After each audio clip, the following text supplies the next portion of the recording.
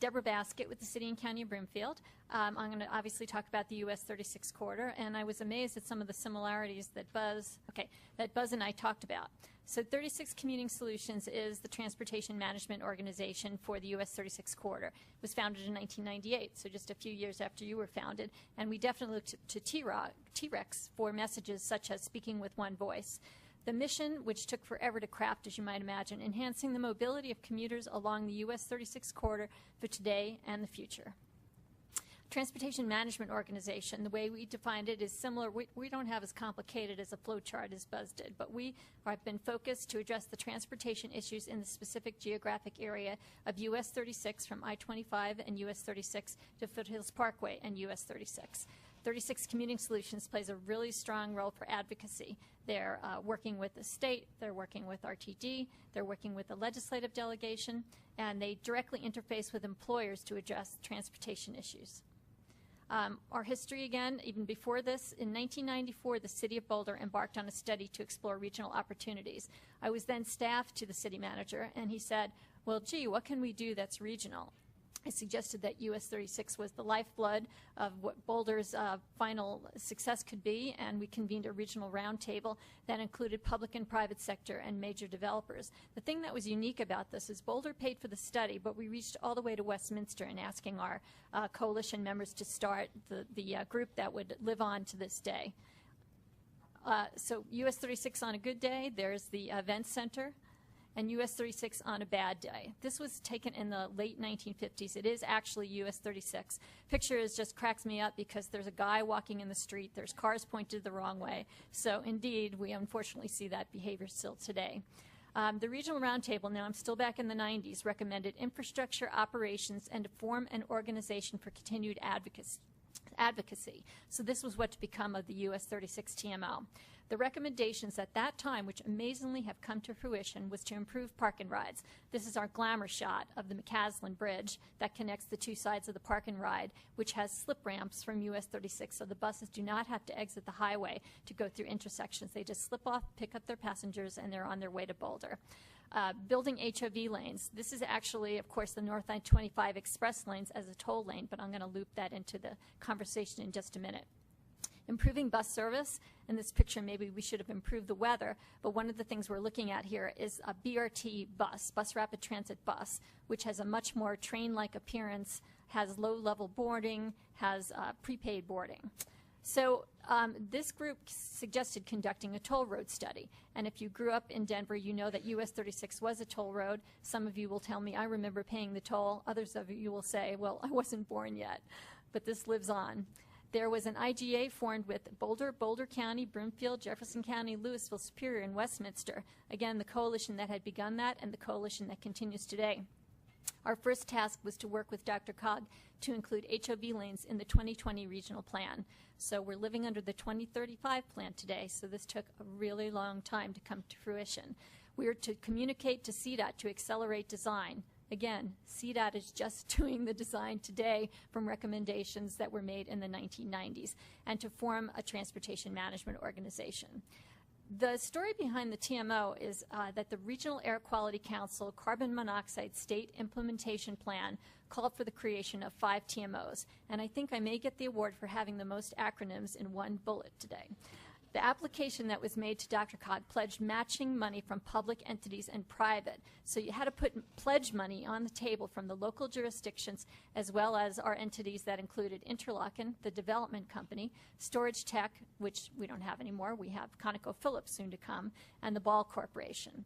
It was funded by Congestion Management Air Quality Funds. And again, so the TMO always had to deal with air quality and congestion as well as advocacy. The grant was funded for 3 years, and interestingly, the Broomfield Economic Development Corporation provided the office and credibility for it. So now think about it. You just started an organization. You got one person. Maybe you have a desk. Maybe you have a phone. Where are you going to go? So Broomfield Economic Development Corporation stepped up and made us a committee until we became a 501c3. So as the director of that, I forgot to share with you that I was the first director of the US 36 TMO. I had instant access to the business community, and I had instant credibility in terms of being a part of the Economic Development Organization. The BEDC knew that with the traffic congestion increasing, because of the development they were bringing to the corridor, they better be aware that they had to do something about the congestion. So 36 Commuting Solutions was first called the US 36 TMO. We had two paid staff persons. It's a 501c3 nonprofit organization and a membership organization with public and the private. So you can see on this slide some of the members of the coalition. Level 3, the First Bank Center, Colorado Business Bank, Flatiron Crossing. So a mix of private, public, and development and philanthropic organizations. So services, of course, as Buzz showed in his flow chart, vary by organization. Transportation demand services, including transit, carpools, van pools, promoting use of bicycles. The most common point of a TMO is member advocacy, and that can be for bus services, for transportation improvements. In this case, we were focusing on both of those things. Buzz mentioned working with a congressional delegation. This was a trip that we took and met up with Congressman Perlmutter. And Buzz, I think I've got you beat. I think we did 9 tours of Washington, D.C. so far. Voice of the Corridor, coming together of diverse communities, advocating at the regional, state, and federal level, and working in partnership with the US 36 Mayors and Commissioners Coalition. So now I want to introduce the other voice of the corridor that is totally linked with the US 36 Commuting Solutions. The US 36 Mayors and Commissioners Coalition is just the elected officials from Boulder to Westminster and one of their staff people. So different from 36 Commuting Solutions in that they have private sector members, they are actually a membership organization. 36 Mayors and Commissioners Coalition is our somewhat permanent advocacy group along the corridor. It was formed in 1999 to influence the major investment study. At this point, we were not speaking with one voice in 1999. We didn't know if we wanted general purpose lanes, HOV lanes, if we wanted a train. And behind the closed doors, we worked out an agreement with the Democrat and Republican leaders of this coalition that said we wanted a mix of HOV lanes and bus lanes and general purpose lanes at that point in time. That eventually changed. With the Mayors and Commissioners Coalition, there is one staff person per jurisdiction. There's no paid staff. So we refer to ourselves as the US 36 staff team. So I meet with Superior, Louisville, Westminster, Boulder County, and Boulder staff at least once a month, and we email perhaps once a day. So cross-jurisdictional coalition of staff as well as our mayors. What's been interesting with the mayors over time is they have been replaced. We've had new elected officials come in, and each has passed the torch so that we continue to have our coalition meet very strongly. What we do is we pay for lobbyists and advocacy materials, and we're nationally recognized for our unique consensus. So not only did we go to Washington, one of our high point events was we brought the chairman of the House Transportation and Infrastructure Committee from Washington, D.C., and the chairman of the Highways Committee out, and we organized a bike ride for them, and we rode about in a 6-mile loop in Boulder. So if you can imagine that those congressional members were going to remember this day, they sure would. We followed up with glamour shots with them so they could have non-typical pictures in their offices.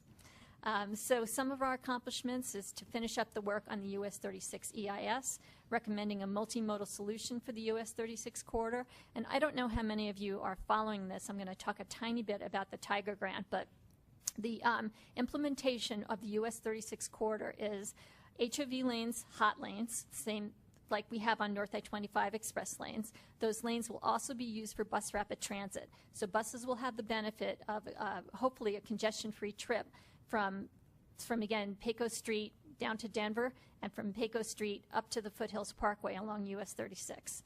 We also have as a component of that a bikeway, and John Fernandez, I think, was just asking me, when are you going to build the bikeway? Well, we're building the bikeway concurrent with the managed lanes that are going forward. So that adjacent to the highway, sometimes on local streets, on local bike routes, we will have a bike corridor that in the first stage will go from US 36 and Pecos and Westminster up to Interlochen. You can just go forward from there. Okay, so I was going to just touch on really quickly the Tiger Grant, which I hope some of you have heard about.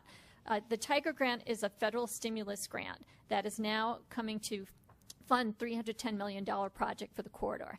Nancy Pelosi, Speaker of the House of Representatives, Jared Polis in the background, Mayor Pat Quinn, and Nancy McDowell all stood together to announce this grant that was going to change the face of the US 36 corridor forever. We've leveraged Dr. Cog, RTD, CDOT, and Bridge Enterprise funds to assemble a $310 million project. What we expect, again, is for this to build hot lanes from US 36 to Interlochen. We also have thoughts that a public-private partnership could get those lanes all the way to Foothills Parkway in Boulder. Buses and carpools will be free. Single-occupant vehicles can choose to pay a toll, and I mentioned the bikeway. So mission achievement, we consider that the US 36 managed lanes will be under construction in 2012 to 2015. CDOT is working night and day to design this road, to design the bikeway, to figure out the logistics of tolling, toll collection, paying back the loan to the federal government that comes as part of the $310 million, expanding US 36 transportation services, and educating and inspiring employers and employees to reduce single-occupant travel. Thank you.